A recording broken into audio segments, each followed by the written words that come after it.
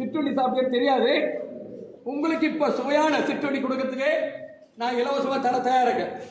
பாருங்க, செய்யாதீங்க. சப்பாத்தி செய்யாதீங்க. உடனே சப்பாத்தி ரெடி ஆகிட்டாங்க. ரெடி சப்பாத்தி தெரியல உங்களுக்கு பசங்க பிள்ளைங்களுக்கு சொல்லிவிடணும். Watch me. சப்பாத்தி போண்டா டீ, சப்பாத்தி போண்டா டீ. ஓகே, இதுதான். நான் தப்பா சொல்வேன், நீங்க கான்சென்ட்ரேட் பண்ணணும். நான் தப்பா சொல்றேன். இது போண்டா தப்பு, இது போண்டா தப்பு. சரிங்களா?